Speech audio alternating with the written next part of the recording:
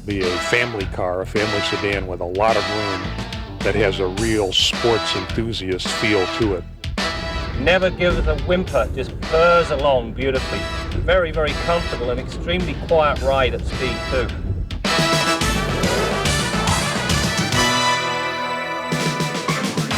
Motoring 93 is brought to you by Quaker State. Quaker State, One Tough Motor Oil. And Midas, your under-the-car specialists for imports and domestics.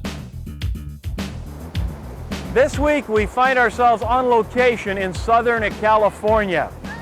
Hello everybody and welcome to Motoring at 93. We are here with some other automotive journalists to cover what could be the biggest story of 1993 in the North American automotive industry. That story is the possible revival of Chrysler. Now, it's no secret the big three have been ailing, but for Chrysler, with the exception of the Magic Wagon, there's been very little interest from consumers, especially under the age of 45. In fact, it was only recently there was speculation that the big three could very quickly become the big two, with Chrysler the odd man out. But that could be changing. They're introducing a new model in 93 called the LH model. Now, the cynics call LH Last Hope. But as we're about to see, Chrysler think the LH could leave consumers excited and the competitors worried.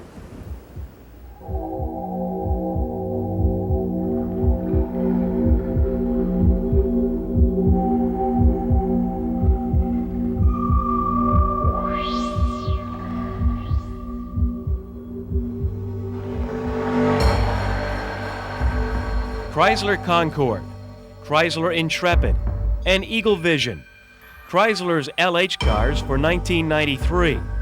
Manufactured in Bramalea, Ontario, the LH represents what many believe is Chrysler's most critical model year since the minivan was introduced in 1984.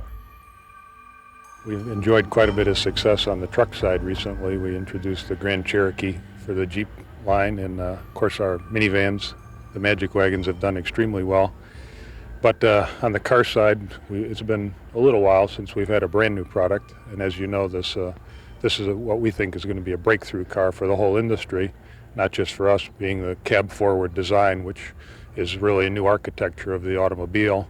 And we think it'll be fill a real void in the mid-size segment, which is a very large segment, because it'll be a family car, a family sedan with a lot of room that has a real sports enthusiast feel to it, whether the base, the normal version of it, or all the way to the high end with the 214 horsepower V6. It's going to be a real fun, exciting car to drive, but at the same time, a very practical family car. Well, LH is simply a code name for the platform program, and the platform being our new mid-size vehicles for 1993 model year. The cars are the Dodge Intrepid, the Eagle Vision, and the Chrysler Concorde, and they feature what we refer to as cab-forward design. And this is something that is a fairly radical breakthrough for us. We call it a milestone in design development. But we don't honestly think in terms of a possible miss. Would it be life-threatening to us? No, we don't think so. But everything is in place for an absolute breakthrough, successful car, and as we've really said all along, and we're starting to feel it, this cab-forward design, maximum space for man, minimum space for machine, we think it's going to become the standard of the rest of this decade and into the next decade in terms of the architecture of an automobile. Starting at the front of the car, let me explain just a few of the principles of cab-forward design. First of all, we have taken the base of the windshield approximately 6 inches farther forward than a conventional four-door sedan, and we've also taken the base of the windshield down about 3 inches. This has done a number of things for us. It's given us a very sleek windshield angle, which improves aerodynamics, improves fuel economy, and reduces wind noise to the interior cabin. By taking the rear wheels rearward on the car, approximately 7 inches compared to a standard four-door sedan, it has allowed us to make the rear door essentially as large as the front door. You will note that the LH cars are really mid-size cars. However, they have a full-size interior. You're moving the passengers closer to the front of the car. Their first reaction may be, is it more dangerous? Actually, we're not. Really, we're moving the base of the windshield away from the passengers to give them more perceived space in the front compartment. The whole principle of cab forward is essentially derived from minivan, which, in fact, is a cab forward vehicle if you look at them. Minivan is currently one of the safest vehicles on the road in 35-mile-an-hour U.S. barrier impacts. We have passed all safety criteria with the LH cars. The price range will range from approximately $19,000 Canadian at entry level, and then optional equipment you'll be able to build up to about $27,000. Media reaction to the LH cars has been positive, but if Chrysler is to succeed, it must not only attract new customers, but win back the old ones. We think we very much have something to prove. As I said earlier, the industry has gotten extremely competitive. The economy has been a little less than we would all like it to be, and there's a lot of choices out there for everybody. And we think that in certain categories we've had best-in-class, world-class products. And we're out to prove that on the car side, with this vehicle, we can have a world-class car, and we think we will. And we've got several other cars coming shortly behind it, all with the cab-forward platform. A subcompact car about next year this time, and not too far after that, a compact car. So then we'll have brand new state-of-the-art subcompact, compact, and mid-size car line. So we will be virtually replacing all of our vehicles, and we think that will be world-class across the board. Every year, you're going to get winners, you're going to get losers. Without trying to put you on the spot, how critical, though, is this? Can Chrysler afford not to win on the LH car? It's very important for us to win, but it would not be failure for Chrysler Corporation if we did not win. However, we are winners, and we will win with the LH models. Shortly after this interview, Chrysler discovered a small problem with the LH cars. A training exercise for dealership employees uncovered a defective washer on a suspension control arm. Chrysler immediately replaced the washer on all of the 4,000 Intrepids, Visions, and Concords that had come off the assembly line. Only about 50 of the cars were in customers' hands. Chrysler said it will take only 10 minutes to replace the washer on each car. On the Chrysler LH models, you have a choice between a 3.3 or a 3.5-liter V6. Now, the people at Chrysler call it a coffee-a-week engine. The reason for that is that pretend you spilled a coffee on the top of this engine. Well, they say it'll take a week before it comes through the bottom. That's how tight the fit is. But they assure us it's an easy engine to work on. But then again, we know who'll be the judge of that, and that is our resident mechanic on Motoring 93, Bill Gardner. Hey Brad, I enjoy my coffee too much to spill a drop, but I'll bet you those guys at Chrysler are spilling a lot of coffee these days, worrying about how that LH car is going to fly. It sure looks good from all I've seen, but of course I haven't seen one in the shop yet, so I don't know anything about it. What I want to talk about this week is fuel injection systems. There are two very distinctly different types, multi-port fuel injection and throttle body fuel injection. And just about every car sold here since 86 or 87 has had some kind of a fuel injection system, one of those two systems on it. And everything that you buy today has fuel injection. So it's important that we know a little bit about it. Now in this particular car, it has multi-port fuel injection. We can see that it takes the fresh air in, it takes cold air from ahead of the radiator through that snorkel and into this box here where the air filter is. Now the air filter looks something like this. It's a little bit larger, but it's a deal just about like that, sitting inside that box. There's a couple of sensors in there as well, and another sensor right here, a key engine sensor called the mass airflow sensor, measures the air entering the engine in grams per second. The air comes through this corrugated hose into the throttle body area. This is where your connection to your right foot comes in. The throttle cable is hooked right up to a set of throttle blades here, and when you step on the gas or step on the throttle, you're increasing the amount of air going into the engine. The computer decides how much fuel to add to that amount of air to get the right mixture. Now, when we come over here, we can see the fuel line.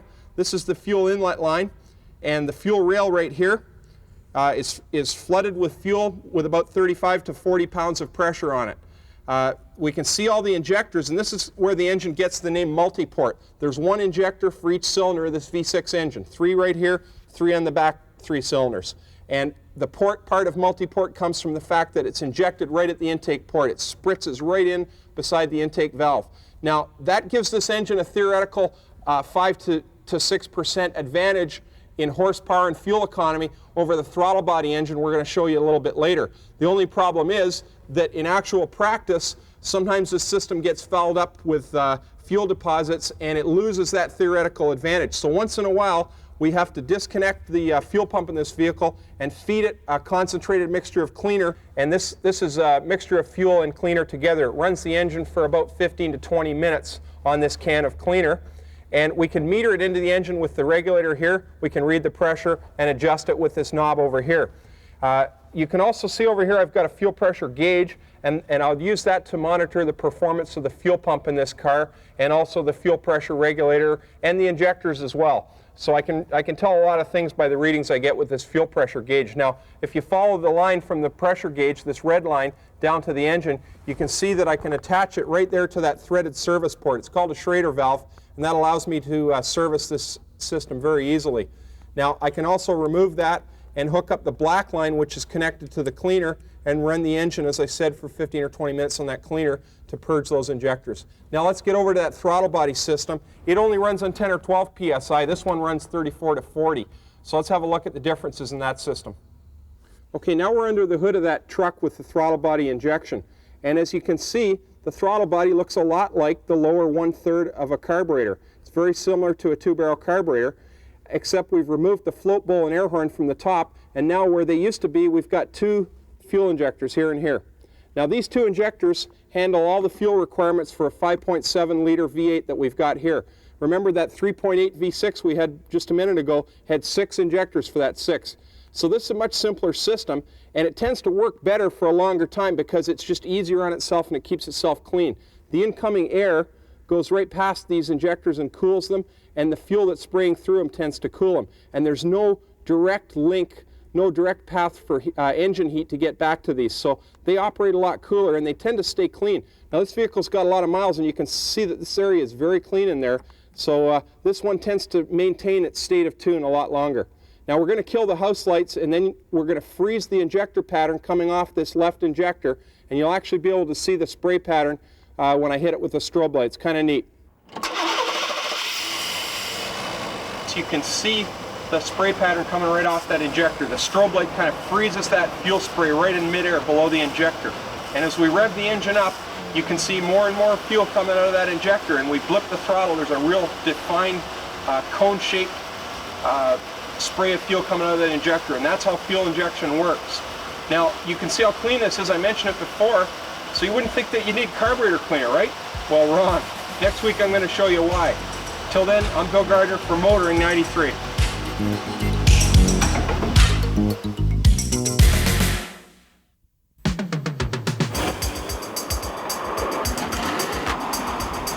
Test Drive with Graham Fletcher.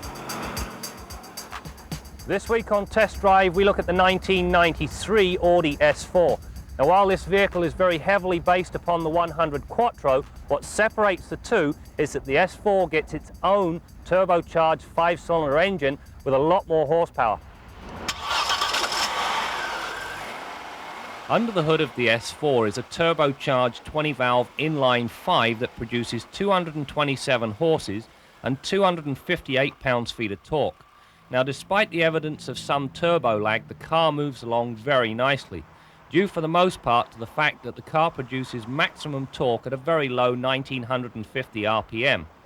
All this power is relayed to the road via a 5-speed manual transmission and a very sophisticated full-time 4-wheel drive system. We're going to run the S4 through the pylon test. Now, the suspension on this thing is very firm, and so there should be little or no body roll during this test. Now out on the open road, what I have noticed, if you push it round a corner where you encounter broken pavement, the stiffness in the suspension makes the whole thing feel very skittish. Now in this environment, that suspension held the car flat, level and very composed, but as I say, out on the open road, it passes far too much harshness back to the occupants. Engine power is transmitted to a self-locking Torsen center differential. From there it is relayed to the front and rear differentials. The advantage of the Torsen diff is that when it detects slippage at either set of wheels, it automatically locks, directing the power to the wheels with the best traction. Should this still not be enough to get the car going, the rear differential can be locked by the driver. Now if you can't get the car going now, I doubt there's a car in the world that would move. During the test, the four-wheel drive system worked perfectly, and perhaps more importantly, its action is unobtrusive. We're going to run the Audi up to 100k and see what sort of time it turns in. Now one thing I did notice, be typical of all turbos, it sags off the line, but when the turbo comes in, which it just did there, it makes a substantial difference. Well, that's not bad. 8.1 seconds, give or take, which is not bad at all, given all of the additional four-wheel drive stuff that's bolted up underneath this thing. It's a heavy car, so 8 seconds certainly shows you what the engine's capable of. We've got the decelerometer in place. Now this thing comes with an ABS system and it works wonderfully. Just see how wonderfully right now. I'm going to drop the anchor out now, and as you can see, that thing dropped down to about 30, which will be 110 feet. The only complaint is the amount of pedal pressure you have to apply to get that nice, firm, crisp stop. Aside from that, brakes are flawless.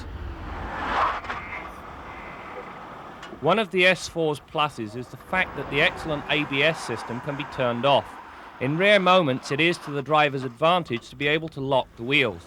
It's a shame that more manufacturers don't adopt this excellent idea.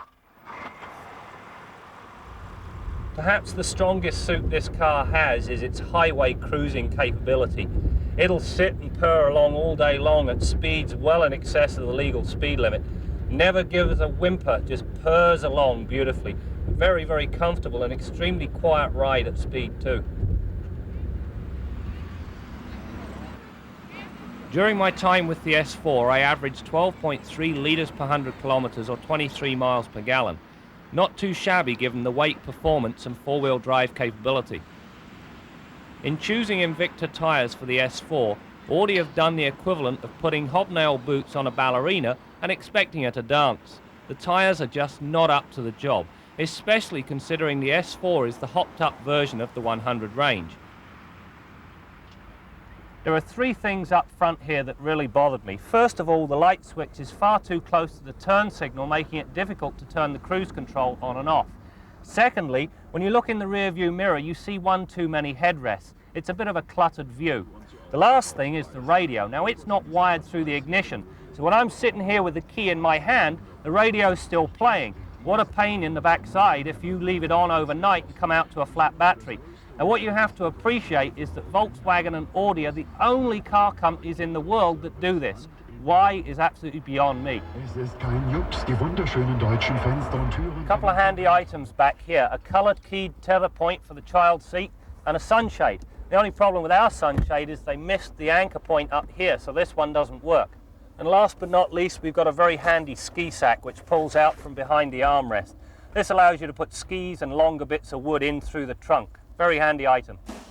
The dash is very well laid out with all the various gauges remaining in full view. The radio and heater controls are easily accessed and simple to understand. As well as an 8-way power seat, the steering wheel features both tilt and telescopic adjustments. The result is a driving position that is as near perfect as any you'll find. The seats themselves are a little on the firm side but do provide wonderful support. Head and leg room in all positions is more than ample. In the rear, the passengers are treated to floor vents as well as 2 additional vents mounted in the back of the center console. The trunk is a good size and offers a nice low liftover, meaning there's no back strain when loading or unloading the trunk. Summing up the S4 is not very easy because while the car has all the right ingredients, Full-time four-wheel drive, loads of power, ABS, an airbag, lots of room, loads of comfort. It lacks something. When they blended all the ingredients together, it lacks the harmony that you find in the majority of the competition. Now, if you go and road test this vehicle, while I can't put my finger on it, I think you'll find out exactly what I mean. Next week on Test Drive, we're going to take a look at the replacement for the Nissan Stanza. As a postscript to the Audi test, I'm sad to report that the car quit or totally shut down no fewer than 4 times, resulting in $400 worth of tow bills. Now, I have the feeling that the problem is a symptom with our test car rather than the whole range. I hope so, because when it shut down, there was absolutely no electrical power, as in none, zero, zilch.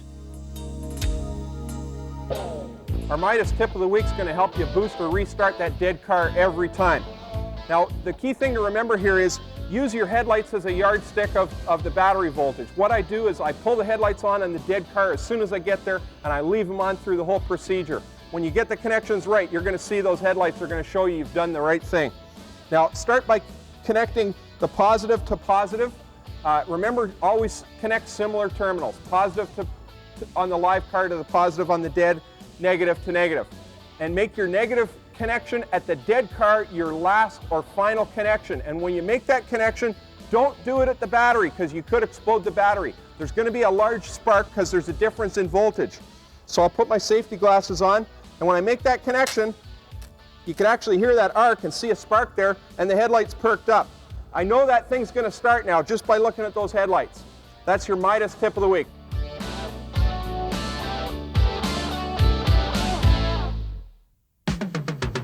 Kenzie's Corner with Jim Kenzie. Everybody, I mean everybody, is convinced that Chrysler's new LH sedans are going to be huge hits. But for every winner, there's got to be some losers. The car makers keep hoping for an expanded market, but it really is a zero-sum game. If you buy this car, it means you don't buy somebody else's. So what kind of cars aren't going to be sold when people get into the Vision, the Intrepid, or the Concorde? Well, ironically, one of the losers might be Chrysler's own minivan. These things are great when the kids are small, but as they grow older, go to college, or get a job, the parents might not need something quite so versatile. A mid-size family sedan is an obvious alternative, and if they've been happy with the Caravan or Voyager, there's a good chance they'll stay in the Chrysler family. But I also think there's going to be a lot of conquest sales on used car dealerships and Chrysler stores or in the next few months. Anybody who's currently in a compact sedan and is looking to move up will have to consider the Chrysler LH. The Ford Tempo and Chevy Cavalier have been the top-selling cars in Canada for the last 10 years. They're going to show up here in droves. Even owners of Civic and Corolla are going to have to give these cars a very careful look. For people that are already in the mid-size family sedan market, well, the domestics like Ford Taurus and Chevy Lumina are going to take it on the nose. But even the Japanese mid-size heroes like the Toyota Camry and Honda Accord are going to be devastated by this car. I mean, if you can buy a bigger car with a V6 engine, automatic transmission, and dual airbags for the same price as a smaller 4-cylinder Accord or Camry, wouldn't you be interested? Oh, of course you will. Even new Japanese entries like the Nissan Altima and Mazda 626 Kronos, well, I'm sorry, they're nice enough cars, but they just don't go far enough. Chrysler's problem is going to be getting customers to come into the showroom in the first place. There's a lot of skepticism amongst Japanese intenders that a domestic company can approach the reliability and quality that the Japanese nameplates are famous for. So, if Chrysler's suppliers and the assembly workers in Bramalea can do the job, if the marketing is clever enough, and if Chrysler dealers can treat their customers right, then the mid-size family sedan battlefield is going to be littered with victims of the LH car's success. I'm Jim Kenzie. Well, as you can see, it's been a long, tough day out here on the beach in Southern California. They're finished for the day, and we are finished at least for this week. But we've had our first look at the Chrysler LH. I mean, even Jim Kenzie likes it. But will it be the success that Chrysler so desperately needs? Well, you'll be the judge of that. Incidentally, Graham Fletcher will be getting behind the wheel of an LH on an upcoming test drive. We also hope to give the car a long-term test in the near future. That's it for now, but we'll see you next week for more stories about cars and the people who drive them. Motoring 93 has been brought to you by Quaker State. Quaker State, One Tough Motor Oil. And Midas, your under-the-car specialists for imports and domestics.